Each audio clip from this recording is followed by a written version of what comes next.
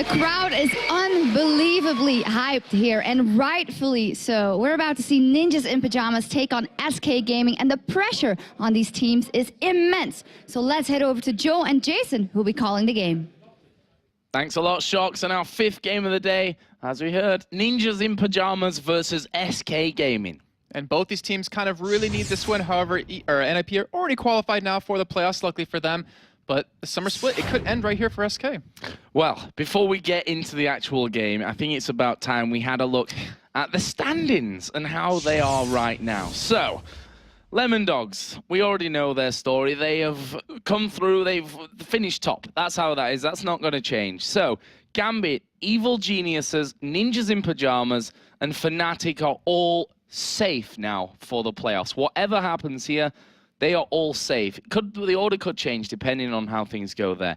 Right now, SK need to beat Ninjas in Pajamas to be safe themselves in the playoffs. However, if they lose to Ninjas in Pajamas, they would play against Alternate in a tiebreaker game later to decide. It is just ridiculous how close these standings are right now, and I guarantee Alternate just watching with hope, with just come on, SK, just lose this one for us, please. Make something happen because they want to be able to go into this. Considering first place, I said so many times, first place for 7 weeks, 0-5 in a Super Week to be dropped out completely is just demoralizing. Yeah, brutal that's better than is my what word. it is.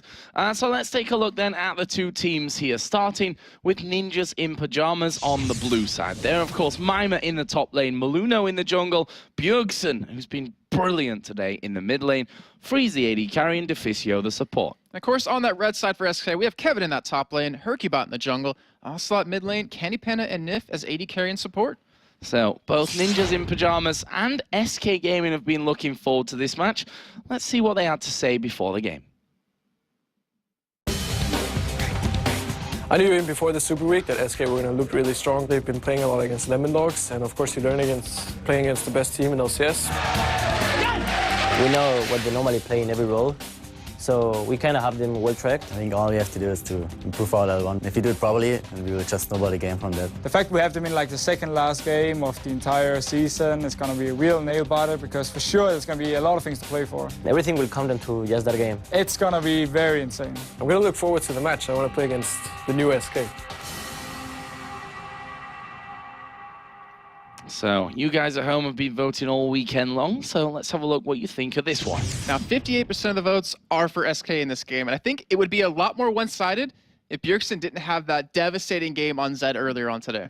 And it would really surprise me if he gets to play that Zed here in this one. Honestly, I don't think that'll get through. Whether SK will try and take that away remains to be seen. So let's have a look a little bit closer at these two teams. Now, we're once again looking at two teams that are on different runs of form here. I mean, Ninjas in Pajamas, they've had a bit of a mixed bag of results coming into this final game, and it seems like those problems aren't just to do with this week. Obviously, bringing Mimer in there, they've not found a consistency. Yeah, and consider they're now in the playoffs. It's all about Mimer. There has to be so much pressure on him because the thing is, he hasn't been playing that well.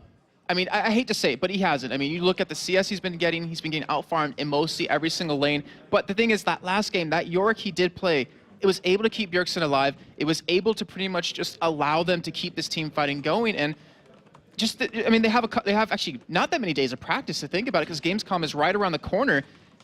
And they have to make something big happen going into this because they are not looking on form. They're not looking bad, but they definitely looked better when Extinct was on the team. Well, SK, on the other hand, have done a typical SK move and turned up when it really, really counts in this one. They're a massively momentum-based team. We all know that when they're loud, they're incredibly loud, and they play better, honestly. When it's the opposite, when they're quiet and things don't go their way, that's when they fall into these kind of rocky patches in terms of victories and losses. But let's not beat around the bush here. They've only lost one game so far this week, and they're 3-for-1, just as EG were going into their last game.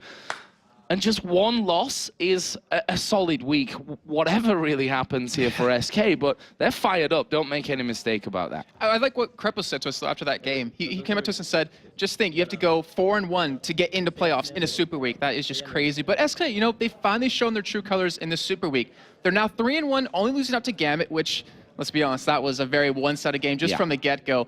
We saw Gambit do the same thing to Evil Geniuses, and they came back the next game with a fresh mind. Hercubot went up against the Lee Sin Master himself, Diamond, yesterday, and it really wasn't able to get the ball rolling from that shutdown at level 1. However, that was the 4th time this week that we have seen him play Lee Sin, and SK seemed very concentrated, but at the same time, they're enjoying they're enjoying themselves. They're playing champions they really like. And I think that's a massive thing as well. Yes. Hercubot, he really loves that Lee Sin, and he told me if it's not banned, he's probably going to end up playing it because he's having fun with it right now. Let's have a look at our featured matchup here for today then. We're going to be looking at the supports this time around, a role which doesn't get masses of love, and of course the supports are Deficio for Ninjas in Pyjamas and Nif for SK Gaming. The thing is, though, if you look at Deficio, he doesn't look like a support based on his KDA. He has a KDA ratio of 5.6, and that's the 3rd highest in the league. And his AD carry Freeze is the only one behind him with number 4. And that forms a really deadly bot lane between these two. So Deficio's stats when Ninjas in Pyjamas win versus when they lose really tell quite an interesting story. Now, when they've won, he's gone 21, 13, 1, 3, 7. And when they've lost, he's 8, 26, 56. And you see there the massive difference comes from the assists. Yeah, and you also see the deaths too, because the deaths are practically doubled right there. And the thing is, it kind of shows where teams focus, and it's indicative of how Ninjas Pyjamas play when things don't go their way. They tend to shy away from team fights, and the kills and assists just plummet. Well, Nif, on the other hand, you see him there on the right-hand side of your screen, is definitely more of a classic support. He's not one that you see really taking away the kills, although he has done it a couple of times this weekend. I'll not leave that one out. Now, when SK Gaming are winning, Nif's stats are really brilliant. 158 assists he has to his name. 3rd most in the league coming into today. That is fantastic. And Deficio and Nif have very different play styles, so it's not surprising that there isn't much overlap in their champion pool. Nif and Deficio both play Thresh, but that's about it. Nif has been so successful on his Zyra lately. I believe he's 5 and 6 now on it. And things have been going very well for SK Gaming. And Deficio, he loves Nami. But the one game he's played in Super Week, he did terrible. I say that because I talked to him and he even said the same thing. He hit like 1 bubble the entire game. So we might see him return to it because he said he'll never make that happen again. He'll always hit his bubbles now. But I don't know. I mean, anything can really happen because, like we said before, they're qualified for playoffs. SK are here fighting for their chance to be in it. Now, both of these teams have, let's look at the 2 big losses here. Nip versus Lemon Dogs and SK versus Gambit. They were very similar types of games in terms of both SK and NIP lost without really doing anything in the game. Yeah. We heard Ocelot say after his game, outsmarted. That simple, we got destroyed. It was a similar thing for NIP. They never were really able to defend any turrets, to stop any kills, to control much in terms of the Dragon, and they were very similar losses, which means that we could see a similar game here. I say a similar game.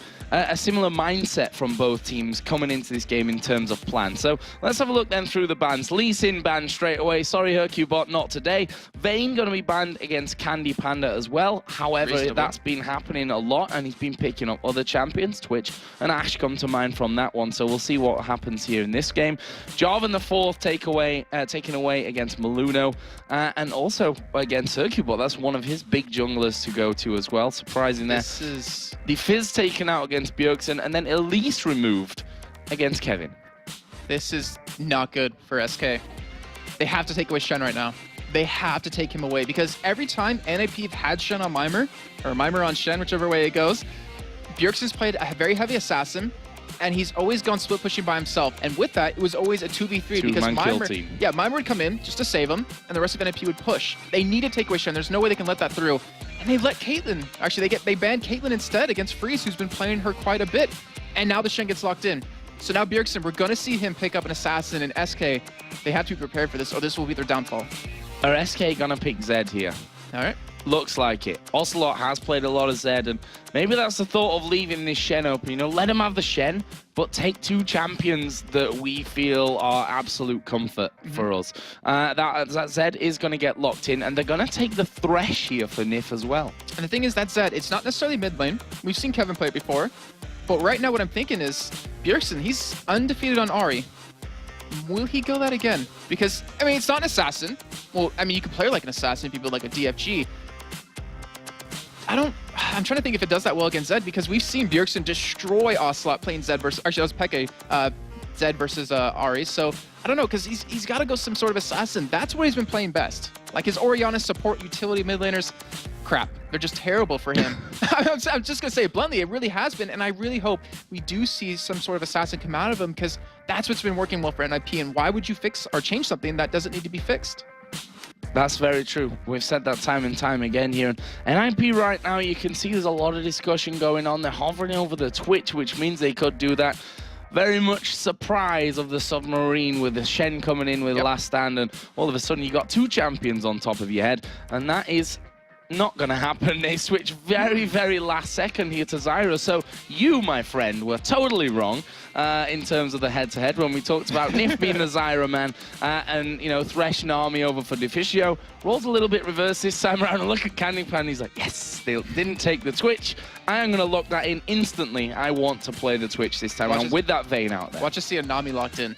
And then it's a complete role reversal. I wonder if Freeze is going to go Ashe with this. With the Zyra, because that's a lane that SK mostly here in Europe have been playing. There is that option. However, Zyra middle as well. I think it was NIP I was talking to, and they were saying Zyra mid's actually really strong still, and we play her.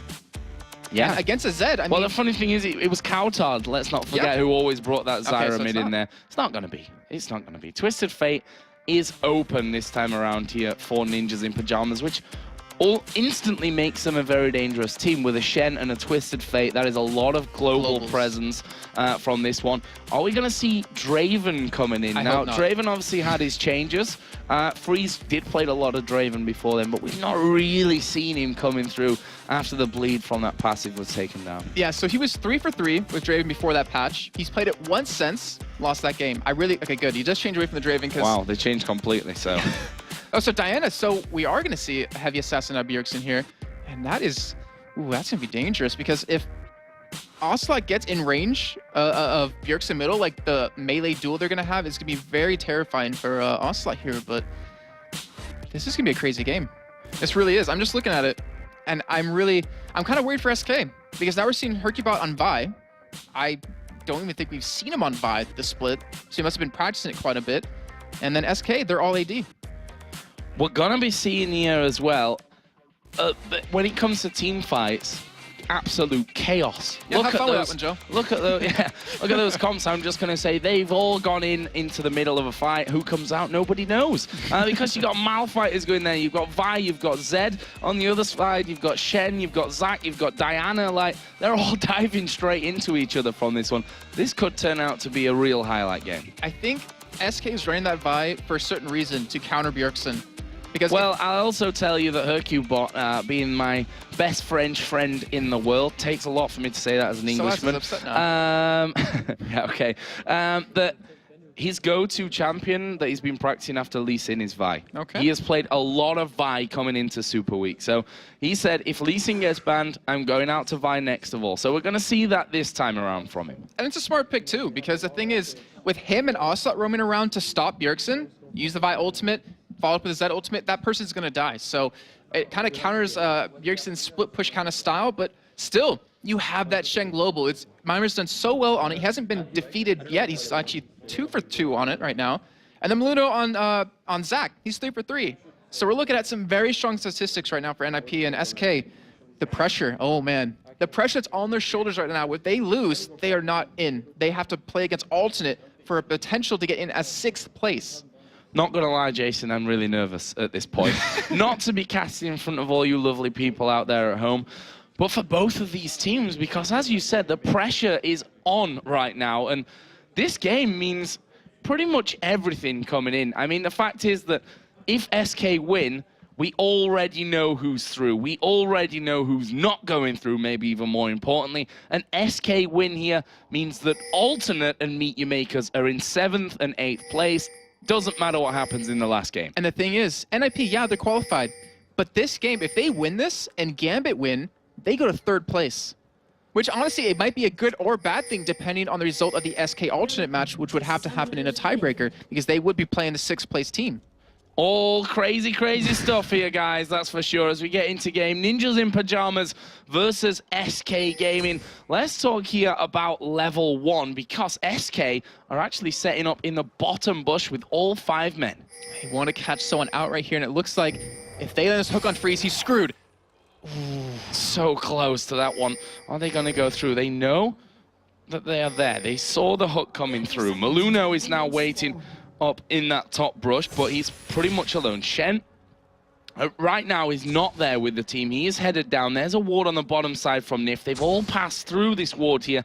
SK doing a lap of victory. We'll find out about that later or not, around the red buff, and they're going to head back into their own jungle. And Joe, I really don't expect anything early to happen between these two teams. If anything, it would come out of NIP's side since they realize they're already qualified. But SK, they're going to take this one very slow. They have to be very methodical because they don't want to lose this game out. And there's a lot of history between these two teams where in the entirety of LCS, between spring and summer, SK have won 6 times and NIP's only won once. That's got to feel bad for SK, or actually good for SK, but bad for NIP. And SK, they might be able to pull out a 7th time here. Well, this would be the time to do it if none other. The final week here, super week of our summer split. And at the start, it looks like we're going to have some pretty standard stuff going on after all that. A blue buff start for Hercubot with Vi, and a red buff start for Maluno on Zac. And that Poise is going to be very careful of if he might get stolen away from him. But, yeah, so I'm just going to do some standard starts here, and... He did... no. Nope, didn't take it. So Hercubot luckily got it right there, but... I didn't see Hercubot tick over to level 2 there, which worried me for a little second, but... that was the 3.10 change. You had to kill the small ones too, and if anything...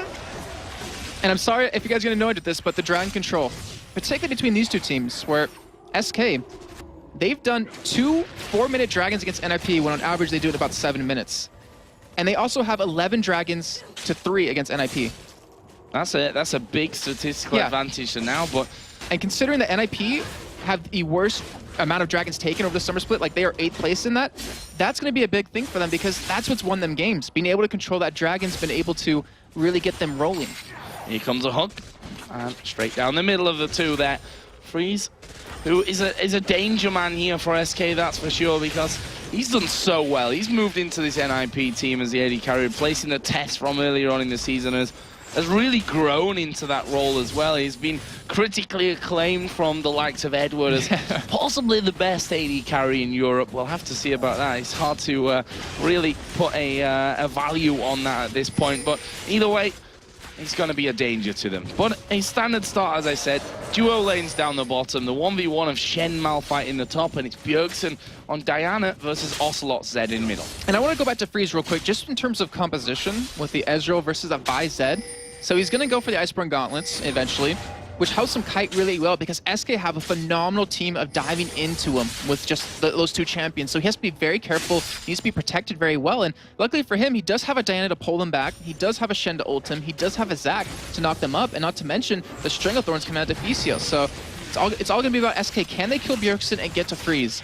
And for NIP, it's just, can they survive the initiate that SK is going to pull out?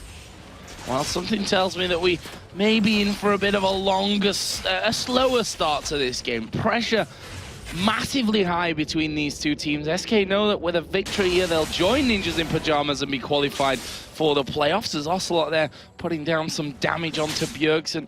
That shield really helping Bjergsen here to, not lose too much health through all the harassment that Ocelot can put down. Yeah, he's currently sitting at 63 armor, so that's going to help quite a bit against Ocelot. But here comes Hercubot. It actually might be countered here because Maluno was waiting on the sidelines. He wasn't spotted, but SK realized that there's something fishy going on because they're even pinging it. Yeah, they've actually backed away from that one completely there. And Hercubot just heading back into his jungle and continue along his farming path. Bottom lane, see a bit of damage exchange between the 2, but not really too much to write home about. The CS is in a slight advantage here currently for Freeze, though. I'm actually curious how big of an advantage it is right now, because obviously with the plants that Deficio puts out, it applies to the CS counter, gives you 5 gold. And right now he's already up 6 CS, so I wonder how many plants has Candy Panda killed at this point?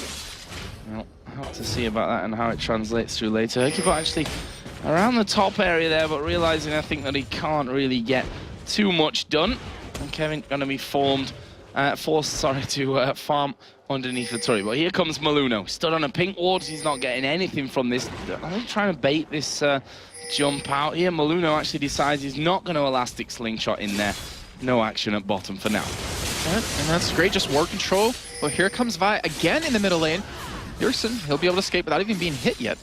Ocelot actually using his shadows just to dash back away there.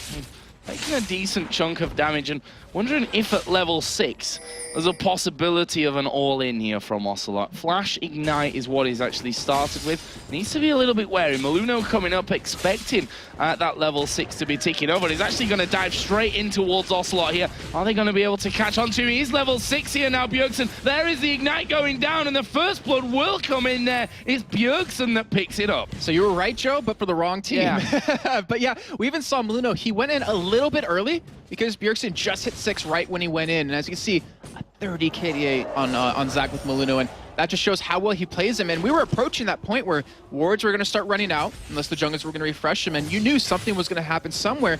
And this is a fantastic start for NIP. Bjergsen coming back with the Seeker's Arm Guard. Already has the 1 kill under his belt. We saw what he can do earlier on today when he starts to get those kills. And SK, they got to be a little worried now. Got to be worried, that's for sure. He starts roaming with that Diana. Things could get very, very hairy for them. Let's not forget, we do have a teleport over with SK, by the way. I didn't really touch on that earlier on. Kevin going with that one on his Malphite, so he'll be able to follow Mima around the map should he leave that lane with the Stand United now that he's at level 6. And we're going to run into that problem of, wow. Yeah. That was just one bit of harass, and that is, Bjergsen's got to feel good. He has to feel in control of this lane, and Ocelot is going to really have a tough time building this back, because we always talk about him being very momentum-based, the entire team, but him in particular, because he's the one that drives their team and their energy, and if he's having a bad day, it kind of goes through the entire team, and he needs to be able to change that around, or at least prevent his anger or whatever from coming out. Yeah, he's a very mood-based player. Yeah. If things are going well, then he'll do really well as well, but if it goes the other way around, that can sometimes throw him off his game. So we'll see about that one. Hercubot here going to have that blue buff. That's smart, actually. Yeah. I think he realizes if Ocelot did get it, he would probably die middle against Bjergsen. So he's going to keep for himself, get the It'd little bit of certainly extra be a experience. juicier target for Bjergsen, Yeah, exactly. if that blue buff was circling in there in that mid lane. Maluno is now 6 too, and Ocelot doesn't have a flash, so if he comes in, that's pretty much, I wouldn't say almost a guaranteed kill. Obviously, Ocelot does have his Shadow Clones to get away, though. His blue buff going to be given over, though, of course, to Bjergsen. He's going to need that more than Ocelot will in that lane. Bottom lane, 69 to 54 CS, so Freeze really doing a fantastic job here now of the CS. That lead, since we last talked about it, has grown quite significantly, and he'll continue to farm happily underneath his tower without any problems. And if actually looking to go back here, stood on top of a ward, but NIP going to let him go. I think they're going to shove it real quick. Wait for them to back out, shove it, and then go back and buy, because Freeze, he's a lot of money to spend, a lot more right now than Candy Panda can spend. And I don't know, what is he going to build into? Is he going to go for his tier right away? Or is he going to build some sort of damage item off the bat just to kind of make it so his first buy doesn't give him, or so his first buy does give him extra damage, which a tier wouldn't? So Ocelot actually going back. Okay, so he is. Picked up an elixir from this one. So he already had that no magic mantle plus the 2 long swords from earlier on. So he's gone back, picked himself up. Or was it the elixir? Or no, was it was he's had that since level 1. Yeah, he's had it since earlier. It was actually the wards that he picked up, or ward, or maybe wards, because there's one down on the south side at the moment. So he went back there, left the lane, and actually just went back for the ward. So he's feeling a little bit vulnerable in that mid lane. As he should. I mean, as Zach, you're going to level up your Elastic Slingshot as your first skill. And that means you can jump in from a much farther range. Hercubot, though, they know Maluno's there. They want to be able to turn this around. And it's just, it's not happening. I mean, Hercubot, he's committing a lot of time middle. We haven't seen the junglers even visit the top lane. And just as I say that, Maluno will be coming up there. But Kevin, I mean, he's a rock. You're not going to push a rock out of a lane right now. No, and he's got that Giant's Belt from the start as well. Maluno going to charge up that Elastic Slingshot here. Goes in on top of him. Is he going to waste? Let's bounce. No, look at that. From all that, Kevin not really being touched. Ooh. And look at this. SK again, going for that early dragon that we talked about. Yeah, I mean, they've done it so many times against NIP. They 11-3 in terms of the series so far in the entirety of LCS. And they're going to get another one. And we talked about NIP needing to get these dragons. I mean, needing to contest them, needing to hold on to them because it's been their downfall in the past. Brilliant stuff from SK Gaming. That gives them a gold lead at this stage. And it's a very slim one here as Candy Panda actually getting caught up. The Flay comes down with the box as well. The hook actually landing on towards Freeze here. They need to be careful. Shen actually headed down towards his bottom lane, but so is Kevin. And that will pretty much nullify this fight as Kevin is going to get rooted up, gets taunted up. Still got more than half of his health, and now they turn it around to batter away on Mima as Hercubot comes down towards his bottom lane. There are 4 men now there for SK. Will they try and push through? I think they might be able to. However, Bjergsen's already coming down from that mid lane, and if Yeah, SK stick around too long, yeah, he's going to be able to turn this one around. And I think NIP might have gotten a little lucky there because they knew Dragon was just taken. They knew Vi was at the bottom side of the map, and they actually started to back away, even though they had Candy Panda so low on health, because I think they were expecting Vi to come around. But they were able to blow Kevin's teleport instead, which actually works out for them very well. Well, there is the catch actually on towards Mimir. He's going to take a lot of damage from this one. Are they going to be able to get into finish? Not quite. The poison is ticking away, and Unstoppable Force wasn't actually used there by Kevin, so he decided not to go for that one off to the side. He's going to try and zone them through the bush. He's actually going to get his recall cancelled here, I guess, from Deficio. Yep, and we'll just drop the plants in there. But the rest of SK have taken the turret down to about half HP. Bjergsen, though, on the other hand, trying to do the same in mid lane because Ocelot wandered off to top. And oh, we see Deficio getting caught. There. He's going to die. Yeah, there's a lot of damage coming in. Here comes Kevin from the side. Unstoppable Force comes down. Deficio a dead man. The kill goes over to Kevin. Gonna take a lot of tower damage, but they're gonna have the turret. And it looks like they actually might lose one middle as well. Ocelot wasn't in the lane, but he's going to be coming down right now. And funny enough, in all their games so far, SK have gotten the first turret every single time except once. Ocelot is actually fighting here in the middle against Bjergsen, and he's thrown everything at him. And look at the health on Bjergsen. Yeah. He didn't break through Diana's shield. I mean, obviously he didn't do a lot of damage after the mark was applied, but still, that kind of shows you how much relief Bjergsen has in this lane. Well, why does that leave us on gold? We've now tied a turret apiece, one kill apiece. SK have the lead with the Dragon, and they're right now 400 gold above their opponents. The kills, obviously, one for Diana, who's now got a Zhonya's Hourglass in there, so that gives Bjergsen pretty much the counter to Zed. Yeah, and at 12 minutes in, he's able to pick that one up. Not to mention the extreme amount of AP it gives you as well. But also, I mean, we talk about him, you know, not doing so well so far because of that first step, but he's been doing a fantastic job in CS. He's been keeping up with Bjergsen very well by taking, you know, his own jungle many of times, and obviously pushing that lane out as fast as possible. So he's obviously going to have a lot of damage as the game goes on. And if he can catch Freeze and kill him with his combo, then they have a fight that they can win in a team, or they can win a team fight from that. So blue buff here, started by Hercubot. Thought Maluno was trying to come for a look there, but actually warded just on the corner brush and not over the top of the wall. Bjergsen trying to be able to get his own blue buff here. He certainly doesn't need any help with it now, up towards level 9, and you see how fast he's able to take that away. So AD carries a Tia coming in now for Freeze on that Ezreal with a BF sword as well. Other side, Cutlass, double Doran's Blades, and pretty much the Berserker Greaves as well for Candy Panda. Yeah, so this gives Candy Panda a little bit of time to catch up in damage right now, because with the tier buy, you're not getting extra damage. You're just getting, I mean, you technically do, because you can Mystic Shard a lot more, but in terms of just raw damage that comes out, you won't. So it gives him a little bit of chance to catch up right there, and you'll have that Build Jordan Cutlass to get that slow in. And right now, Hercubot, he wants to go for a gang bottom. Like, he wants to make it so Candy Panda can have a nice time, or an easier time, because he's been such an integral part of their team when they win. But Bjergsen now, he's not ganking, he's just pushed up to that second turret. He is not scared, is he? Just moving straight up there. He knew that Ocelot had gone for that red buff, and he decides, I'm just going to push for now. And now we see Maluno coming down. So the junglers may get involved from this one. Maluno's position is going to be given away. Our Ninjas in Pajamas just looking for that second turret here. Oh no, Bjergsen's coming down. This could be terrible for SK if they do pinch them in. They've spotted him though. Ocelot has called that one. They know that Bjergsen is actually headed down. They're going to be 3 men here on the turret. Hercubot actually going to go in on towards Bjergsen. They go for Nif here as he will flash away. The box goes down. Here is Maluno. He's going to let's bounce among them all. Bjergsen here, look how much health he's got. The shield from Shane coming in as well, but he will see Maluno getting his passive pop from this one. Mimir did come down obviously as well, and well, overall no one died after all that. After everything that was used there, no death. Are they going to get the turret though? Yeah, it looks like they're going to stick around for that one. And we actually saw Kevin. He tried to stop Mimir's ultimate, but it failed. He was able to at least appear in this bottom lane, but now Kevin might be able to push that top turret down as a response. How did it fail? As in he didn't hit him with it. Oh, he missed. Well, yeah, okay. That one. That's not ideal, obviously, but Kevin, on the other side, I was just about to say may have this turret away. Well, that was smart thinking from Freeze. True Shot Barrage comes across to stop it. So I went back to look at what he did. He went for a blind ultimate into the top lane bush between the first and inner turret. That's not where he was. He even flashed for it, but Mimir, he actually went somewhere else. He actually went more towards his base, so he was able to do that for free, but honestly, that was I like that attempt by Kevin. That was a very ballsy play. It didn't work out, but stuff like that can really turn around a game. Well, right now, in terms of the game, we're bang even on gold. The turret lead going over to Ninjas in Pajamas, but the big thing coming up here is Dragon. And right now, NIP does not have the ultimate off of Mimer. They don't have the Zach ultimate with Maluno. Freeze doesn't have his ultimate up either. And this is free pickings for SK. There's a ward in there, and look at SK. They are very, very wary of this one.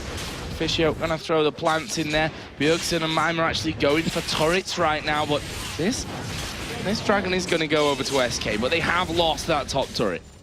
And might, maybe more. Yeah. Kevin's still sticking around. Bjergsen does some hefty damage, but man, I guess not much else traded other than that. So, a very tense game here still. Let's just catch you back up if you're just joining us. Oh, actually, forget that, because Bjergsen is going in there on Kevin. So yeah, if you're just joining us and you're not familiar with the standings, you can go check them out over on lolesports.com first of all. But basically, things are very close. NIP are already guaranteed to be in the playoffs. The question here from this one is, if SK can win, can they join them? If they lose, they'll have to play alternate in a tiebreaker game to decide that. Yeah, and that's obviously not the position they want to be in here. And NIP, I mean, stuff they win, they want to pick up. They have that possibility of getting third place, or finishing at third place, and they would be up against the winner of SK and alternate in terms of that within the first round of the playoffs. But right now we see a lot of items coming in, a lot of items finally coming around being completed. We have that Boy of the Rune King done on Candy Panda. We're going to have a Bloodthirster done relatively soon on Freeze, which is going to help so much. It's going to allow him to poke a lot. And then Bjergsen, I want to know what he's going to build up next. He has a Sork Boots, so he has a little bit more penetration, a little bit more damage. And you already see SK responding, like they're building up some magic resist to stop that. Oh, look at this. Bjergsen actually going in onto Kevin there. Realized that Hercubot was actually in that top brush and decides, nope, not going to risk anything at this stage. And just kind of back away from things. Maluno would come up there to maybe offer him some cover, but in the end, that's all pretty much a no-go, that fight. And right now, you can kind of see a result of that first kill that Bjergsen got on Ocelot in terms of his items. So he went for a Hex Drinker. I would imagine that if Ocelot won the 1v1 and got that kill over him, he actually would have invested into a Brutalizer first to eat through that armor that Bjergsen was able to pick up. But because he didn't win that, because he has to play more defensive, he went for more of a defensive item. And he's trying to do exactly what Bjergsen is, just going around the map, split pushing himself. But Bjergsen, they're feeding so much farm to him. He's been middle pushing, he's been top pushing, he's now bottom pushing. And they're really putting all their eggs in one basket here, I feel like. Well, it could be a good basket, a solid basket with that. A Danish basket. A Danish basket with that Zonya's Hourglass in there to give him some real nice protection. There's Ocelot getting the first blue of the game for him. Bjergsen going to have one on the other side. Red buff went over to Freeze for NIP as well. So a bit of a slower stage now of this one. Neither team really looking for that big of an opening and to set something bigger up. That Dragon obviously will be a point of contention a little bit later on, but that's got a while until it comes back into the game. And Hercubot, he is waiting for Bjergsen to come down to this bottom lane to clear this wave out. They might try to go for a kill here, but Bjergsen, he has Flash, he has Zonas available. Not to mention Mimer's ultimate is up. There we are, they're going to go into it. The death mark is down, and he uses actually that Zonya's to get rid of all the damage there from the death mark. Ocelot have to try and get away. Hercubot's actually going to ulti on him. SK going to turn this one around, but Ocelot going so very low. He's going to die. This might be a colossal miscalculation. Lucky for him, the Dark Passage from Nif was coming away, and they're able to walk away for now, but Hercubot just got clipped there by the True Shot barrage of Freeze flying across the map. They're going to try and walk away, but look at that. Maluno actually jumping over the top. Couldn't quite get in range to catch Hercubot, but that's what happens. Zonya's Hourglass against Zed, I'm afraid. And the thing is, that was a 1v2. Like SK, they knew their threat. They knew who they wanted to kill. They just couldn't do it. Asa ends up paying the price for that. He ends up dying, though he does get a Blade of the Rune King. And the rest of NIP are like, all right, cool. We'll push your middle inner turret. And they're going to get that for free. And now NIP, in the hands of Bjergsen, doing so well, so farmed right now, 212 CS to the 174 of Ocelot, are kind of looking to start making the place happen, start to be a little aggressive here. So, one thing that I said before this game about the whole NIP versus Lemondogs, SK versus Gambit games where they had no chance and they didn't really fight for towers. SK have not really fought for towers in this one either. They've got the or they've had at least, let's say, the control of the Dragon up until now. But it's been a bit of a strange game overall. Yeah, so the bottom turret of theirs, they were up against 5 members of NIP, so they just let that one fall. The middle lane, though, they let that turret go for free because they were pushing bottom. The inner turret, they let that one go because Ocelot died. And then the top lane, they just weren't in the right position. So it just seems like NIP is taking advantage of where SK is at that time and just kind of out-positioning them every single time. Well, Bjergsen is certainly... I mean, who would have guessed it, after all? Bjergsen playing an assassin. He's almost got that Rabadon's death cap now added in. And I'm scared when he gets that. I really am for SK because they couldn't deal with them with 2 people. They're going to send a 3rd person at that point, and Bjergsen might be able to turn that around too. All right, now Maluno is waiting down the bottom. Are they going to try and have another go on towards Ocelot, who says, nope, I am not fancying this one whatsoever. You can have that farm, and I am leaving. I am off from this one. We've got 40 seconds until the dragon comes up. Now, I feel like NIP are going to be stronger now at this point, which they weren't necessarily in those last 2 times that they were picked up. So we'll see if they actually end up going over to it this time around. And the thing is that while Bjergsen's been getting fed, Mimer's actually been falling behind in CS. He's actually down 50 CS currently right now to Soaz. However, Freeze has been farming up quite well. He hasn't widened his gap between him and Candy Panda, but he's stacking the tier. He has that Sheen, he has that stacked Bloodthirster, so he can poke them out so much before they actually do go for the engage. And now with Kevin backing, he picks up a Spectral Cow. He might teleport into this dragon if SK gets vision of it, but NIP with Bjergsen there shredding through it. Now down to less than half already. SK start to come in, but this is going to be the first dragon of the game for NIP. Are they going to follow in? Yes, they are. True Shot Barrage comes across. Nif loses half of his life. Let's Bounce comes right in there as well. Nif is a dead man, no question. There is the Strangled Thorns as well. Ocelot going very, very low from this. It's right now a 1-for-1. Ocelot has to back away from the side. There's another kill back, this time onto Freeze. And I tell you what, Deficio is going to try and escape this, but Hercubot is going to be able to lock him down. Ocelot managing to get a bit of damage in there as well. And this is going to be another one. So a 1-for-3 there for SK Gaming. They lost the dragon, though. Right. Yeah, no. Forgot a word. Yeah, and right now that fight... They're going to have this turret. That's a big addition to that fight. That is win. a huge pickup, and that is all due to Bjergsen not getting his Zonias off. He was killed before he could use it, and because of that, Myra could not get into that fight, could not taunt anyone, lock them down, and SK taking advantage of that situation, like you said, getting those kills, getting a turret off of it, and they pretty much bring the goalie back to dead even.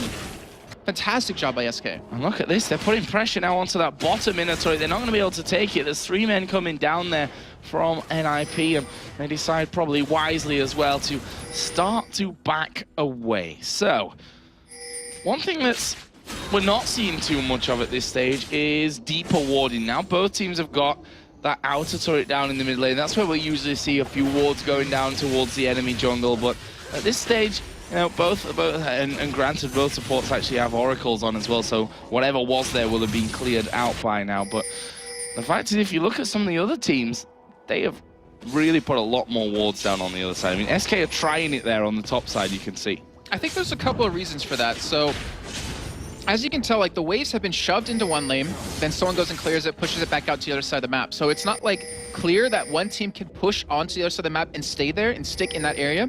So there's no real reason for them to ward it up. But also, with these oracles, you know, with it being 24 minutes in, that's a lot of money to invest into a lot of ward coverage, which can hurt you later on. But also, both teams just don't want a team fight yet, it seems. They just want to make these ganks happen. Like, we saw Hercubot come down with Ocelot bottom lane to try to kill Bjergsen. Didn't work out for him. We saw Maluna come bottom with Bjergsen to try to kill Ocelot. That didn't even happen. And they're trying to work off of this roaming pit game rather than just fighting 5v5. Kevin just shoved out there on this mid lane. He's obviously working himself up towards that Spirit Visage. We have got the Locket of the Iron Solari done for Hercubot as well. On the other side, pretty much the Randuin's complete for Zac. And he also has Sword Boots, which I kind of want to touch on because they're... Watching, I was about to say they're full AD, that's actually the other side of the map, but it helps him do a little bit extra damage because he obviously has percent with his W, and he can do a little bit more. Doesn't really need the Merc Treads because there's no one that can really CC him down. So why not go for the Sword Boots? Sword Boots for the extra damage. Let's have a look at some of the others. The AD carries specifically. We saw early on Blade of the Ruin King for Candy Panda. Now has added in there that last whisper. Other side, Bloodthirster from earlier is now added up with a Muramana, a Mana Moon, obviously. Not quite stacked up just yet. And a Sheen. Yeah, so for Candy Panda, it's a little bit unfortunate because he wasn't able to build a Phantom Dancer, like some attack speed off the back of his Blade of the Rune King, but he notices, like, who's going to be in his face? Maluno, Mimer, and Bjergsen, and they all have armor, so he needs to be able to handle them. He can try to get his Spray and Pray lined up with Freeze and Ephecio to hit them for some extra damage, but he has to deal with the threat that's going to be in his face, and honestly, that's a very good item build for him so far. Oh, Hercubot, you could get caught out here. He's going to try and get away. There's a slow onto Maluno, but the 3 men going in there. There's a Stranglethorns. Kevin going to get knocked up into the air. Diana's coming across as well. Kevin already using that Unstoppable Force to try and get away, but Bjergsen follows him through. Nicely executed. 5-man gank there in towards that jungle. I mean, they just got caught out there, and it's going to be 5v4 if they start this Baron off. Oh, I'm not sure this is a good move on their part. They have Hercubot's ultimate available. He has his smite up as well. He's actually ahead of Maluno in terms of levels, so his smite's gonna do a little bit more. Candy Panda's coming in from the back foot with his Spray and Pray. This could be terrible for NIP, or amazing, depends on what the result is. Half of Baron's health is now gone here. NIP decides to disengage. Not really going in there for the fight, but we are going to see the box coming down for Nip. He has to flash away from that one. Hercubot going to ulti in on towards Bjergsen, and he will go down to freeze in the end. Will Nip turn and go back towards Baron? It doesn't look like they're going to do that. They have Kevin, his teleport's almost available, and if anything, they'll just take that 1 kill and be like, all right, that's not bad. It could have gone a lot worse. It maybe could have gone better depending on what happened, but right now, Bjergsen, he's sitting on 2,000 gold, Joe. When he goes back and buys, I wouldn't be surprised if he picks up another Nisi large rod to go for maybe a DFG or maybe go a little bit more defensive because he has a lot of damage. He realizes he's the main target to be focused right now, so maybe a GA's in his future. But either way, with those 2 kills they just picked up, NIP are going to be able to complete a lot of major items. Yeah, GA on Bjergsen right now would be horrible for SK Gaming. How are you going to get rid of that? You can barely Diana? kill him once. Yeah, exactly. They have to do it again. That would be terrible, terrible times if he does go that way. That's exactly what we saw earlier with NIP having that Yorick and that Zed combo. You can kill him once, but can you kill his Ghost right after? And as we found out, they couldn't. Well, he's gone for a Void Staff. Okay. So, not quite what we were maybe thinking, but still, that adds to his damage as well. So, you know, it's not exactly a better outcome of a shopping trip there. The pink ward put down and cleared straight out with the Oracle. So that's money almost wasted there for Maluno. The Dragon is coming up here now in 3 seconds. Let's not forget, NIP took that last Dragon and then lost the fight straight away afterwards. This time around, they might not go. NIP, they should fight for this. Freeze, his mirror mana is almost completed. He's about 30 mana short at this point, and should becoming less and less as every time he shoots something. And with that power spike, with the Void Staff mixed in, with Mimer landing his ultimate, keeping Bjergsen alive, this could be an ace for them if they play their cards right. Well, Dragon pulled out, damage taken a little bit lower. Maluno going to come into this one, but it is going to be SK that pick it up. They've managed to get them Stranglethorns down in there. Are they going to be able to pick up kills though? Maluno going super low. There is Bjergsen. Wow, that was close. He does get the Zhonya's off, but he's going to die straight away after. Meanwhile, on the other side, Hercubot going to try and delay these 4 men from pushing away. Here come the rest of SK as Hercubot goes down. Maluno going very low. The hook lands onto Mimer. He's flayed back into the rest of the team. There. Where's the finisher? He's so very low. Shield goes off. It's Kevin that manages to pick that one up. And that will be a 2 for 2 in the end with SK picking up the Dragon. And Ocelot played that perfectly. If you saw what he did, he ulted Freeze. He forced Freeze to get over that wall, be defensive, even forced the Stranglethorns to be used only on him in that in NIP's side of that fight. And while that happened, Bjergsen, he's like, all right, I'm going to dive in. I'm going to do what's been working out so well for me. He went in pretty much 1v3. You saw him pop his Zhonya's at the last second, but he just could not survive. And when he goes down, when he has the majority of kills, who else is going to do the damage? Not to mention Freeze, like I said before, is pushed out of the fight already, so all you really have are tanks. Crazy game. 7-6 in kills. The goal difference is 1,000 at this point. We're half an hour in. 4-3 in turrets there. You can see the difference across the line. Look at the mid laners. That's a 2,000 gold difference. Bjergsen at 308 CS at this point. 4-2-2 in kills. He's going to be getting another blue buff here to go in towards those next fights. So, Baron, has it become less of a target now after what happened there in that last one? Well, we saw with the Neutral Makers game on day one, they went for Baron against EG 3 times. And because of those 3 times when they already had a 5,000 gold plus lead, cost them the game. And I don't think NIP, I don't think they're going to fall for that same mistake. So if anything, just going to keep forcing the... Actually, I don't even know if they want to force these team fights because they haven't really been working out well for them. Maybe still work off that 2-man assassination squad with Bjergsen and Mimer, but Bjergsen's being forced to play a little bit more defensive here. And we do have Kenny Pena down bottom. Bjergsen does have a chain vest, so he's working towards his GA. They actually, oh, they might be able to catch him, but this could be terrible. Oh, here comes Ocelot, gonna go in onto him. Here comes Candy Panda as well. The Zonya's gonna be used from this. Deathmark actually is gonna go down there, and here comes Candy Panda. He's taking a lot of damage, spray and pray down. Bjergsen manages to get 1 kill. That True Shot Barrage would have probably taken Candy Panda out there as well, but that just shows you it takes 2 men to kill Bjergsen, and he'll still take 1 with you. Yeah, and they barely did that, and that kind of shows that, I mean, SK, they're trying to focus Bjergsen down. They know where their threat is, and these little skirmishes that are happening in the end really haven't worked in favor of any team just yet. Look at Ocelot's score here as well. He's not had masses of success, being involved in most of the fights here, obviously, most of the kills, I should say. No actual kills to his name, and a couple right now on his scoreboard would probably have gone a long way to helping him out.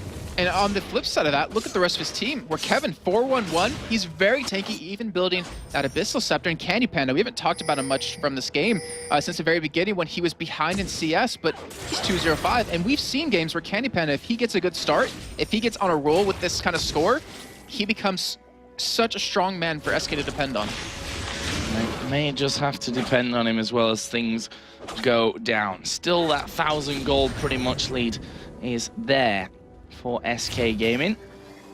Still 8-7 in kills, still 4-3 in turrets. Objectives, the pushing of them has slowed down somewhat here. I mean, the only inner turret to go down is that one in the middle lane from SK's side of things, and that was pretty much a freebie, won by positioning almost more than anything for Ninjas in Pajamas. So it shows you neither team is really willing to start grouping up to do that pushing right now.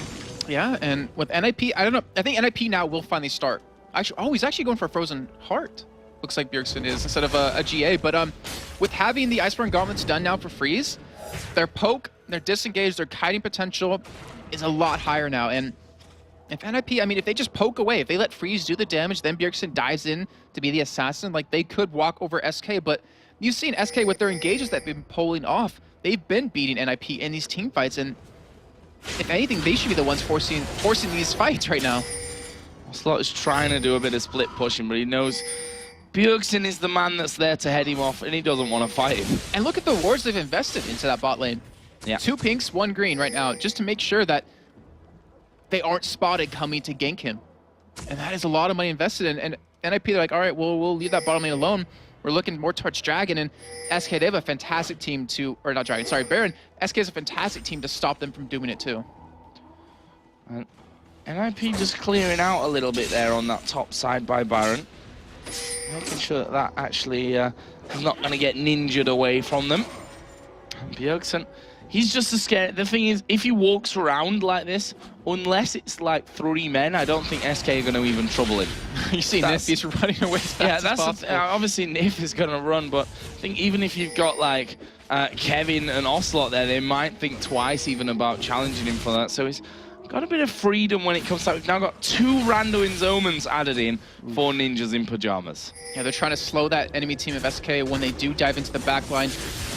NIP are actually set up. Oh, Kevin getting caught. Yeah, Kevin getting caught from this one. The box down from Nif as well. They're going to go in towards Bjergsen. He's taking a lot of damage. There is the Zonya's going to be used. The Unstoppable Force was already used as well. Let's Bounce coming in. Bjergsen has actually walked away from this one, and SK are trying to react to it. Candy Panda is flashed away from the rest of his team and left them completely open to this one. Kevin going to run south, and look at Bjergsen hammering away. He's going to get that kill. He will fall to Hercubot though, so they do manage to kill him off. But they've lost Nif in the process, and there's now 4 men left alive here for NIP. They might be able to have this turret. No, there's a teleport coming down. Yeah, I mean, we saw Candy Panda flash over that wall to go for Bjergsen, but he kind of lost track of where he was going. Yeah. And you saw how much SK committed to Bjergsen right there. So much. Everything. Yeah, everything they possibly could. They weren't able to kill him, so he was able to flash over that wall and survive. And look what he actually picked up, another chain vest. So he's going for even more armor. He's definitely going for that Frozen Heart. And that's just what you have to do. I mean, even if you can get him that low, you saw him take Candy Panda down from 100% to 0. That's just crazy. That really is. Scary stuff for SK, and they're going to go for another Dragon. And they've got a 500 gold lead. That's where we're sitting right now. Obviously, that's going to go up for them. Taking down this Dragon, which they've had all but one of so far in this game. So they've done a great job of controlling that. Dragon number 4, the 5th of the game, obviously with, I think it was the 3rd one going to Ninjas in Pajamas. So got to give SK credit on that front, but when it comes to these fights, they're struggling, to say the least now. Yeah, and I'm trying to think, as this game goes on, who's going to benefit more from this? And obviously, if you commit that much to Bjergsen every time, if he keeps building tanky, which he's doing right now, he has a significant amount of armor currently, sitting at 233 on an AP carry. When you're against an all-AD team, like, that means Freeze is allowed to roam around and pick up kills. You know, Mimer's able to get in there and, you know, land some taunts, and if Bjergsen can survive that combo and still bring one down with him, then Freeze is just going to kind of walk all over them. However, if Freeze gets caught and killed, then there goes a huge portion of their damage. Then they only have to deal with Bjergsen, and when you have no other person to focus on, no one else really hitting you on NIP's side when you're SK, then Bjergsen's easy to shut down. So more wards coming in. That pink ward, is it going to be a waste? Maluno getting hooked, but he is not the target that they really want from this one. Here we go, Unstoppable Force comes in. Bjergsen is going to use that Sonya's Hourglass. He's going to avoid a lot of the damage, but they're going to focus right back onto him. He gets ulted up, and it's a massive mess here, but Bjergsen, he is going to go down. Nif's picked him up, but can SK now turn the damage onto this against a very tanky NIP? There is the death of Ocelot. Herculebot's been chased down by Maluno on the other side as well, and SK once again are forced to run, and they might not get away this time. He tried to flash taunt right there, Yeah, missed it a little bit, but that's exactly what we just talked about, Joe.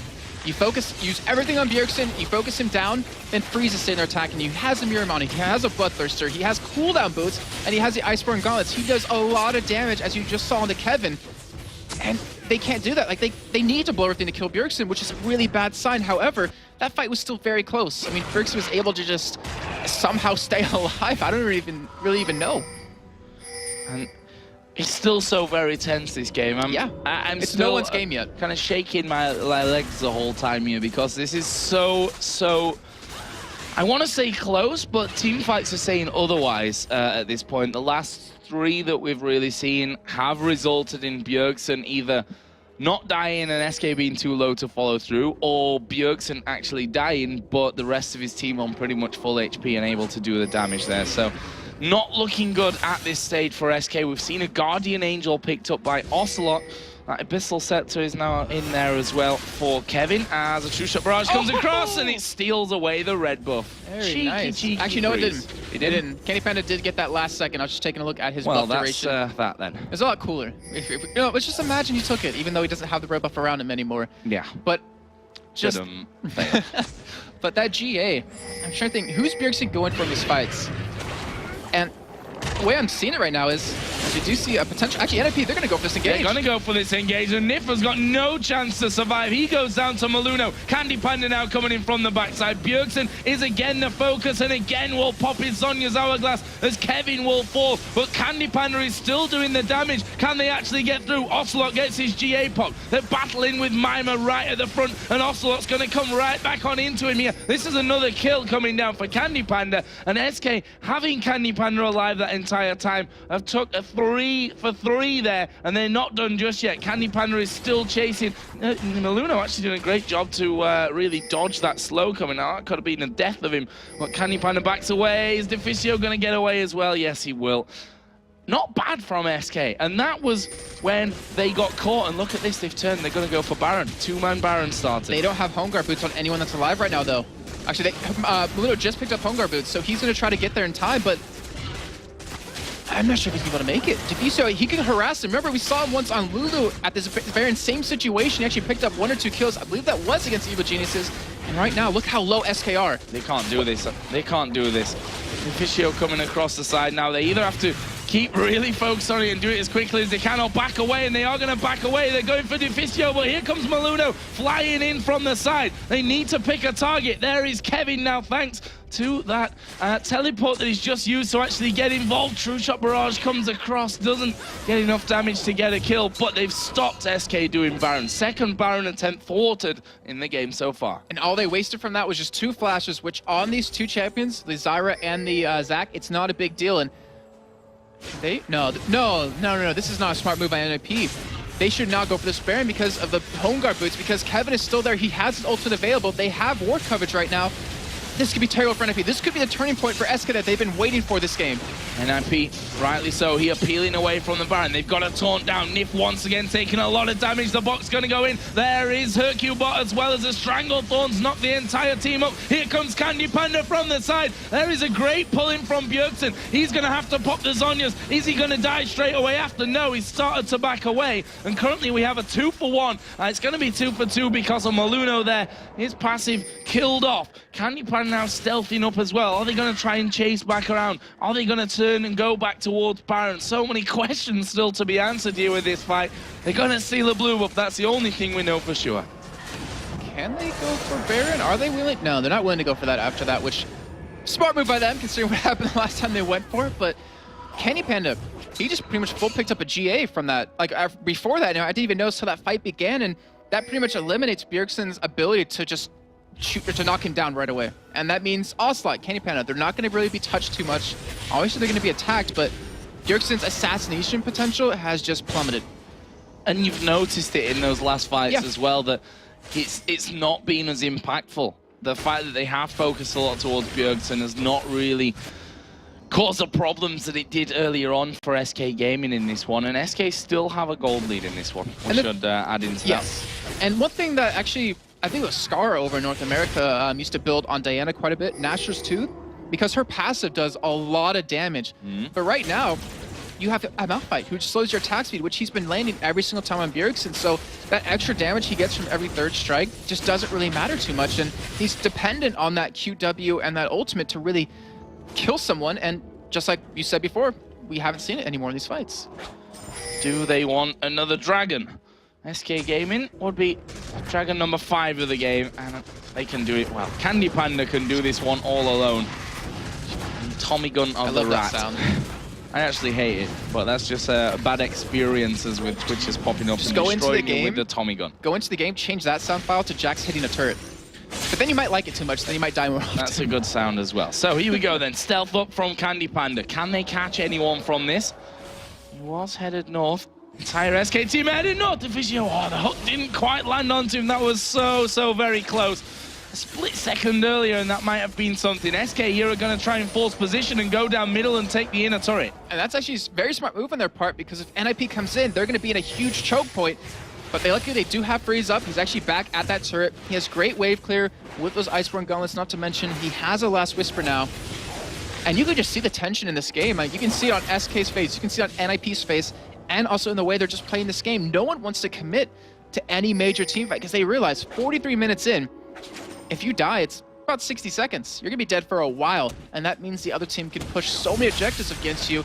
And when SK, you don't have any middle turrets left except that inhibitor one, you're most likely going to lose an inhibitor from a major team fight, if not more. There's more wards being cleared out, and hats off to Nif. Look how much ward dominance he's managed to achieve there over the Baron. That was all blue just a few seconds ago. He's done a great job with that, but what does that mean for Ninjas in Pajamas? They know that SK are here in the middle. Bjergsen ready to dive in at any possible moment. And SK pretty much ready to do the same from the other side as well. There is Nif, who has been seemingly caught a lot here, but that's actually been a good thing for them because they've got him down to half and then kind of switched targets, and by then he's managed to lock someone up, get the box in position. So let's see from SK. They're headed back off towards the Baron. True Shot Barrage was just used, which was basically the scouting tool that they had. NIP now, they're going to phase check, Maluno gets hooked into this one, but is he really the target that they want? Ocelot is waiting off to the side. There is the ultimate coming out on towards Bjergsen, but Hercubot has taken a hell of a lot of damage. Candy Panda on the top side. He's going to take a lot himself, but they killed off Freeze. There is the Zonya's Hourglass being used. Stan United coming down. Bjergsen's still alive here. They need to finish him. They do finish him. Now Maluno dives in, but he's not going to escape this one either. He is going to be finished off. Double kill. 3 for 1 for SK Gaming, and they turn for Baron. Wow, that was a fantastic job by Mimer in that fight. I just want to point out a couple of things because you saw Bjergsen went into the back straight for Candy Panda into 3 members of SK. He wasn't able to burst him down right away. Eventually he got the GA done, but the thing was, he's Zonya's. We saw Mimer come in with an ultimate on top of him, and then right as the ultimate finished, he taunted across 3 members. He almost kept Bjergsen alive, but Freeze, where did he go?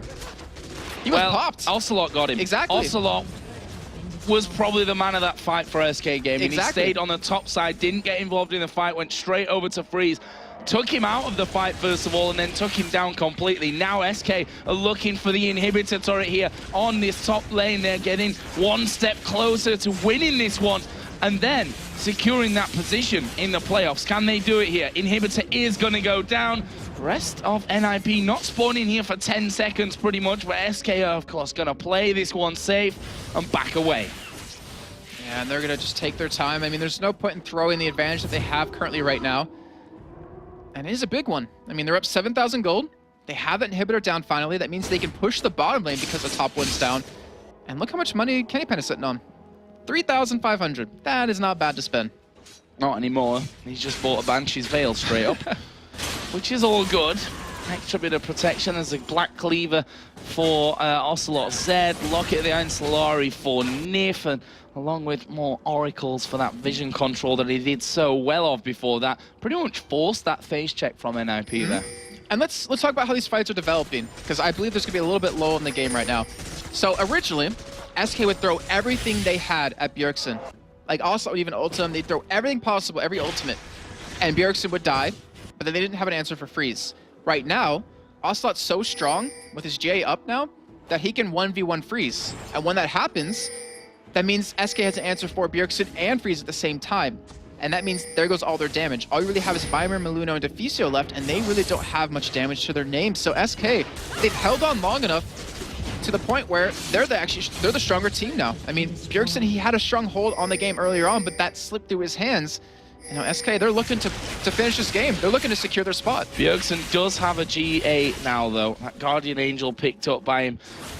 Entire jungle of NIP has been taken away by SK. That gives Candy Panda another red buff coming into this fight. SK have only got one inner turret left to take down, and that is in the mid lane. It's at less than half HP. For me, Kevin can just put his rocky mass in the way, and they can just take that one down without really any problems going on. Hercubot actually just spotted one over the side, and there is that turret actually going down. So it's down to base defense here for Ninjas in Pajamas. And there's no reason for them to go for an engage anymore. SK, I mean, they have the tankiness on Kevin right now. It's 331 CS, over exactly 100 CS more than Mimer at this point.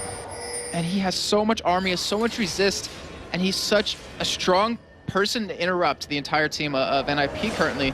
You can see him even face tanking the turret, not even taking much damage, and shield doesn't even go down. So if SK, if anything, they can be the ones to engage with that Malphite ultimate. But I don't know. I don't know if they're going to go for such a ballsy play like that when they could possibly be out of the playoffs if they lose this game. Yeah, not massive range here for taking down the turrets either. That could be a bit of a problem for them. Twitch not got mega range, and the rest of them pretty much melee, aside from Thresh, who himself is not exactly super range. So with a poke, especially out of Freeze here, and out of Diana, out of Deficio, they should be able to hold on for a little while, but as we see, Ocelot actually going down to bottom, runs away from Bjergsen. With Bjergsen no longer there, luckily Freeze is pretty well farmed. He's a pretty good item set. He's pretty much full built at this point, so he's able to pretty much stop their attack. And yeah, you're right. I mean, SK, they have no range to really take that turret down. If anything, they have to pop spray and pray, but Candy Panda needs that in these team fights. He needs that to just shred through all of NIP, and you're seeing SK right now. Baron's going to wear off relatively soon, and they haven't been able to take pretty much any damage onto that turret. Should mention there's Locket of the Iron Solaris shields as well coming in, 2 of them on the SK side at this point. Again, tense times. The Baron buff has now run out for SK Gaming, so they don't have that currently. Does that mean that they're going to play more defensively? Is that going to cause them a few problems, as Nifia might just get set upon. Actually taking a lot of damage there, not quite rooted, and if that had landed, Nif looked like they actually fancied their chances of getting in. But that's not the case. SK are setting up a bit of a trap on the top side. They've got men on the bottom side. They're quite content to hold NIP in their base right now. You know what I just realized, Joe? Candy Panda had a GA, he sold it for the Banshee's Veil. He was on cooldown. Yeah, and exactly. he's got loads of money, why not? Well, I was thinking because he could have went for another item instead, but he wanted to go for that power now. He wanted to get that Banshee's Veil up so he can mitigate a lot of damage Bjergsen can put down, and we'll see how that one's going to work out for him. We can see a Banshee's Veil picked up on Herkybot. Wow. A lot of Magic just invested into the entire team so far, and he actually sells the Banshee's Veil, picks up another GA. So Candy Panda to come back to lane with another life. Yeah, brilliant work of the shop there from Candy Panda, and that's what can happen when you approach an hours-long game with 385 CS. There's also a slight downside to that, because he's been jumping or switching out those items. He probably could have had an Infinity Edge by now, which would have given so much more damage, but he's more content on staying safe than putting out that damage, because he knows also will be able to put out so much with his current item build. Yeah, Ocelot is definitely looking scary with what he has in his arsenal right now, and pretty much everyone outside of the supports is approaching full build at this stage. It's going to be a lot about positioning, a lot about focus, at the right time to do the right things, and Baron might be that at some point in the near future. Currently, Ocelot is going to take away another dragon for SK Gaming. Now we're 52 minutes in, so dragons don't really count that much, but they are almost up 10,000 gold here, and with this Baron coming up, like, that's going to be the next point of fighting. And luckily, NIP, they do have their top inhibitor available. Mimer, who's been with the team most of this time so far, before these fights would begin, is actually split pushing top lane, which he hasn't been able to do just yet. And I really want to know, is that one going to work out for him? Because he's got to be fast. He's got to be very quick to respond to a fight. Yeah, people die quickly at this stage. He needs to be in there, pretty much hovering over the R button and not even looking while he's farming away. Yeah, keep your eyes on where the turrets are going to be, on where the fights are going to be, sorry. And again, NIP trying to get out of the base here, trying to get a bit of vision back on their side of the jungle, gain some ground, because SK have had them pinned into the base since that Baron was picked up. There's a hook coming through, didn't quite land onto Bjergsen, but look how they're set up.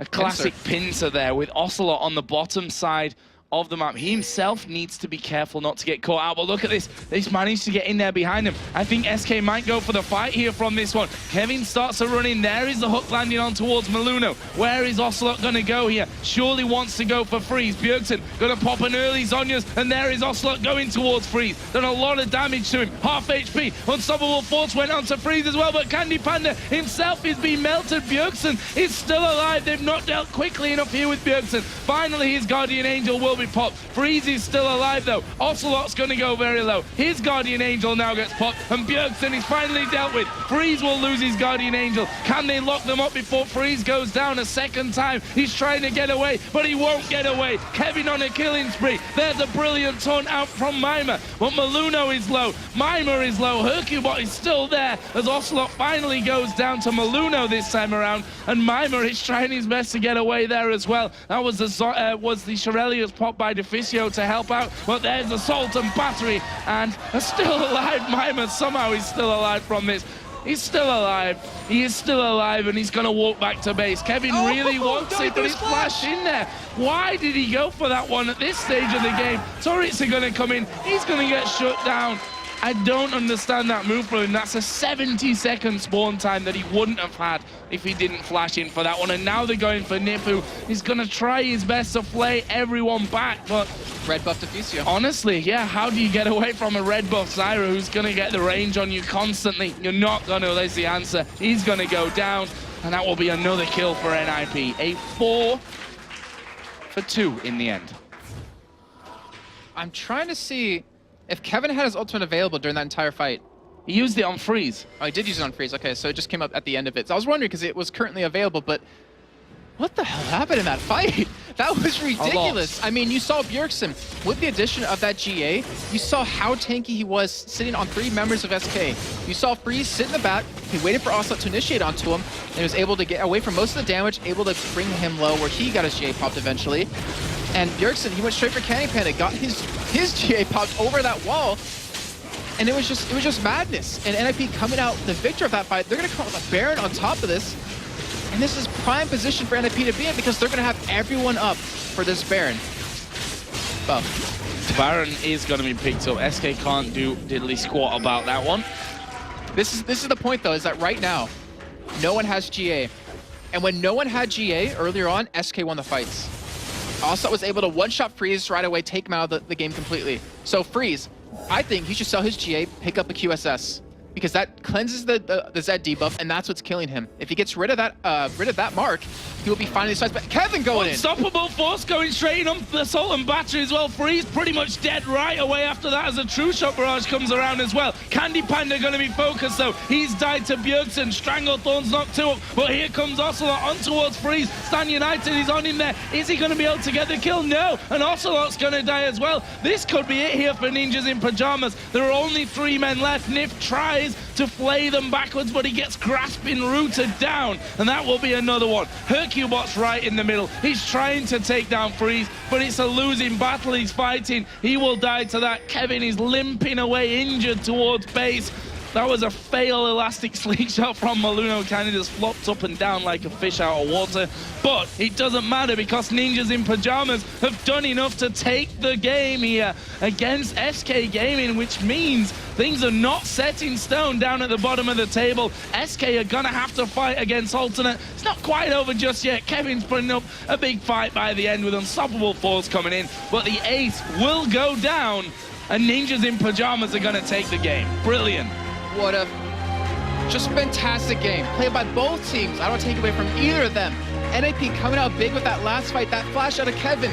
It really makes me wonder if that was necessary because it cost him the Baron. And then you saw Ocelot. Actually, you saw the response by NIP of Ocelot going to that backline on a Freeze. No, he didn't have that GA available.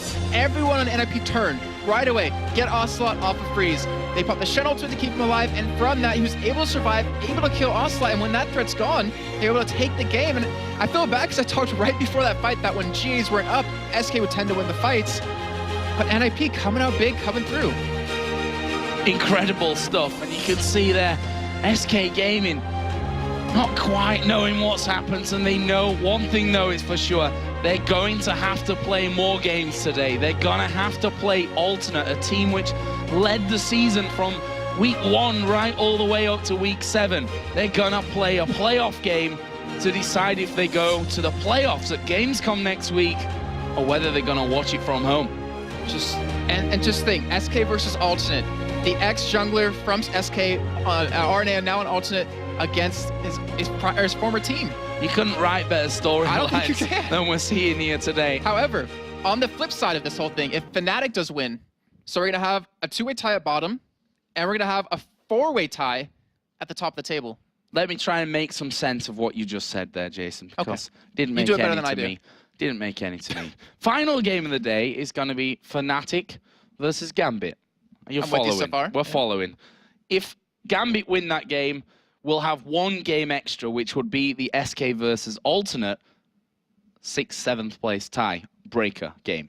But if Fnatic win the game, it's all crazy and we're here for a long, long time because it would mean not only do we have the SK Alternate game for 6th and 7th, but we also have Gambit, EG, Fnatic, and Ninjas in Pajamas all tied up. I'm not sure exactly how that's all going to work, but that's why we've got people working it out for us. I'm just trying to let you know the scenarios here. It's basically crazy. It comes down to this final game of the day as to decide how many more games we're going to be seeing after our final game of the actual spring split itself. So crazy stuff, guys. One thing's for sure. Cancel your dates for tonight because you don't want to go out on that date. You want to stay here and watch League of Legends. But for now, we're going to head over to the analysis desk with both Demon and Quickshot. And apparently, Crepo's joining them. Yeah, thank you very much, Joe and Jason. What a game. Back and forth action the entire way through. It was crazy, actually. I went up to the player lounge while that was all happening, and there was Alternate cheering on NIP, EG cheering on SK, all the other teams that were all mixed in there because it all affects every team, what position they're going to be in, who's going to be where, because yourself, EG, you've not got a good record against NIP, so NIP now in there, you're thinking, oh my God, this whole situation has completely opened it up. But let's talk about the game. let's get straight into the games. First off, the picks and bans. Things opened up. Bjergsen pulled out yet another assassin. Yeah, typical two teams, both playing assassins. You think you can find a way around it, and poof, there's Diana all of a sudden. And it's not been played that much in the LCS that people have no idea like how to handle it until you could see it took them a couple of fights to really see how they would handle Diana and what they have to do. And that really led to like a stalemate in the middle of the game as well. Well, let's talk about the early game, because it was something that Ninjas in Pajamas seemed to have quite under control. They seemed to be doing pretty well. They were farming relatively okay. And, you know, we were talking quite extensively about like a switch between the early and the mid game. Talk us through that. I think SK stayed definitely in the early game thanks to really good dragon control. Like they picked up a few drakes, and although NIP on even gold in the early game, NIP has just a lead like in power. They felt more comfortable, went in for the engages, but then SK turned it around at one point at a drake fight with Malphite coming in and just popping up Bjergsen in knockup after knockup, so he can't Zhonya's and he can't get the Shen in, and then it turned around. And it's really interesting on a point of strategy how these team comps get played differently early, mid to late game, also depending on whether the AD carries have like Guardian Angels, because basically every assassin late game has a ticket to blow up one guy, but then those guys can buy a ticket to survive, be that a Guardian Angel, maybe a Banshee's Veil, probably not, but QSS, and just good peeling by the supports. Although none of the supports this game went for an exhaust, it kind of surprised me. If you're a team playing with a lot of assassins like NIP, you should know like how to counter assassins, and that is exhaust. Imagine if in one of these late game fights, Bjergsen or Ocelot would get exhausted, that would drop their damage output like exponentially. And how do you see this? Because I was talking about it in some of the previous games, is how the European scene pretty much overall gets drawn into these Baron fights. Always happens. One, there's a long, drawn-out battle, and it's pretty close. Nobody really has the siege potential, so suddenly we're all going to go to Baron. We don't see this really in the Korean scene, or same so much in the North American scene, but here in Europe, we always get drawn into the Baron fight. Baron's basically where you go when you can't find a breach in the enemy's armor. Like, you saw that at the end of the game. SK had Nashor, they tried to push, and they were like, no, we can't push because Twitch's GA just got popped, which means he can't survive an assassination burst. He ended up selling his Guardian Angels for Banshee's Veil, but they still didn't find like the window to push down an enemy inhibitor turret. So they basically just waited again for Nashor, but this time they had full vision control. So that's how they try and stall out their advantages, by getting farming, meanwhile extending the gold lead by a little bit, but then once the Nashor spawns, it all depends on who has the control, and then with full vision control you can bait a face check, but then again NIP responded to that by just like not caring too much and going straight in it with Zac being that tankiness, Diana being tanky enough. Like, it just went back and forth constantly. Talk me through actually one of those situations, the second or the third to last fight, as SK were poised near Baron. We've seen Mimer moving towards the Baron pit, towards the river, and I was panicking. I was looking at that going, this is risky. And you were like quite adamant, they need to bait, just leave Zac there, let him go, let him pull that in. How effective is that bait? Like, what should have SK have done in a situation like that? It all depends on how much vision you have, because as a spectator, it's really easy to judge, because you have that nice little map out there, and you can say, oh, you. But then on the other hand, if you're in that match, like you saw that at one point, they were doing Nashor as well. SK had it. We're doing it very slowly with two-man, Twitch and John on Vi. They were doing it together, and then they stopped because Zyra showed up, because they associated Zyra coming with Zac, but they didn't have no idea where Zac was. It's just, at that point, it's a game of vision, and it's all about how much risk you can take, how much further you can bait them in before punishing them. Every step you give them is basically they get a step they get for free, but if you give them 3 steps and you punish them on the 4th, then it's suddenly worth it. But if that fails, then you could have might as well try to punish them on the 1st step. So it's total mind games. I think there's a lot of room for improvement on every team in EU, but I think this Baron meta game stems from like an inability to push often, just trying to bait people in and then just get a really big lead. Actually, not from the Baron buff itself, but just from baiting people into it. And from your own point of view, obviously this is the first weekend we've had 3.10. How do you see it's working out? Because obviously it was almost done to prevent the fast push, yet we've still some pretty fast pushing. I love 3.10 patch, honestly, because even if there is a 2v1 lane going on, it's slower. You can see that they maybe dive somebody, but the tower might not get down, and it doesn't matter like if the tower's on 10% or 50%, doesn't matter, as long as it's still up. You see towers like surviving on like a few hits, a little bit longer, a lot more in these patches, and people have to adapt for that. You can also see the emphasis goes back onto Drakes. A lot of teams are dropping these early towers. Say, well, you take that, I'll take a dragon. Later, I'll take the tower. I come up with more gold. And that actually leads to a more interesting, I think, early game for a lot of spectators as well, because there's a lot more Drake fights going on early.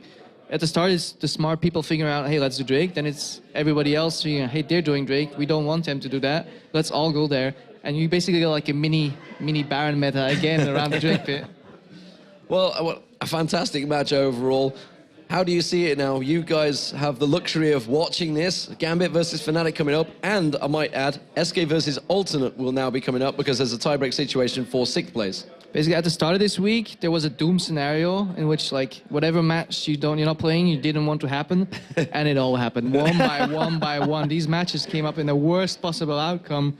Like, who would have expected it? Worst possible outcome for whom? Yeah, for whom? Yeah. But who expects you to go or have to go 4-1 to survive in Super Week? Like, let alone like finishing a decent standing. Like now it's Fnatic against Gambit. I don't know. They had a win earlier, Fnatic, and I think like if they switch their momentum, if they don't get broken in early game, they can still match Gambit, I think. Well, ladies and gentlemen, we will find out. Let's get an interview, though. It is going to be Freeze standing by. He's had a torrid time. He had Ocelot chasing him all around the map, but he's ready with shocks this time. Thank you very much for that fantastic analysis once again. And we're going to analyze a little more with Freeze, who had a bit of a rough time there at the end game. But let's start at the beginning. When it went down the bans and picks, it was all about the Zed. You guys first picked Shen and then allowed them to first pick Zed. Were you baiting that out?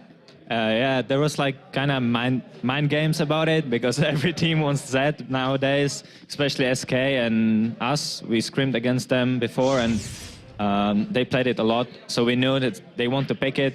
And after Bergson's performance with the Zed, one game before, we just let them, and we knew that if we pick Shen first pick, and then we pick something strong, we can actually deal with Zed, and then Shen TP and the shield, then that pick will win against Zed. So we kind of knew that if we pick Diana and Shen, we should always win the split push. And if they want to split push, we just send the Diana, and if she has a hard time, then we Shen TP. And it worked out a lot of times because Berg killed 1 versus 2 even a lot of times, and well, it worked out. Yeah, now you say it worked out, this was the plan, but it wasn't that easy, was it, Free? So tell me about how that game went, because in the beginning, SK threw everything on Diana, but then Ocelot switched focus and threw everything on you. How did you go through that game as that happened? It was kind of hard for me. I had to position myself a lot. Actually, I played Ezreal, so it was easier for me, but still, being chased by Fat Zed is kind of fun for me. I had to outplay him sometimes, but most of the times he outplayed me, I need to say, and he killed me. And then the team fights were split into 2 parts, and we kind of didn't know how to deal with it. But then we came on top of it because, well, we killed them and chased them until the fountain, and then we get the inhibitor and finish the game. Tell me a little bit more about those fights and the item builds, because we saw a lot of GAs and Banshee's Veils on the other side, and then you didn't buy Guardian Angel till very, very late. Why is that? I don't like defensive items at all. I like to play aggressive. I like to go all in, all risk, high reward.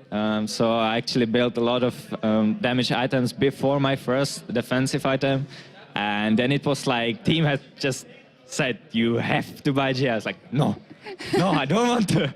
And then when I got killed by Zed, I had said, okay, I'm going for it. And I bought a GA and it worked out.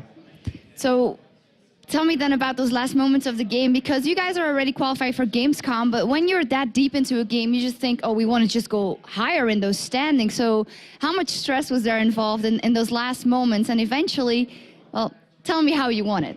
I think this game was actually the hardest in 2 weeks I experienced.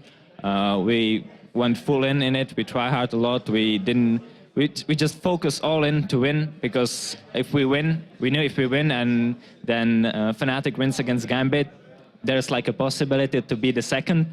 And who would have thought being from 7th place to the 2nd place in 1 day? We had to win, and now we just believe that Fnatic will win against Gambit, and then we will play more games to be the second. You just want to keep playing. So Finally, going to Gamescom, this is going to be it. It's going to be a whole new stage, and it's going to be a lot of the same teams. But do you think that it will be harder, that every team has now stepped it up so much for the Super Week? Actually, I have no idea. I play League for just a year, and I've never been to a big stage like Gamescom and DreamHack. Actually, it was only in Tenerife, so I have no idea how it will work out, but I'm really looking forward to it, and I'm excited. All right, only played League for a year. That is depressing if I think of my own skill level, but congratulations, Freeze. A fantastic victory here for you guys. Now, Fnatic beat Gambit all 3 times they met this split, and Gambit tries to buck the trend when we come back.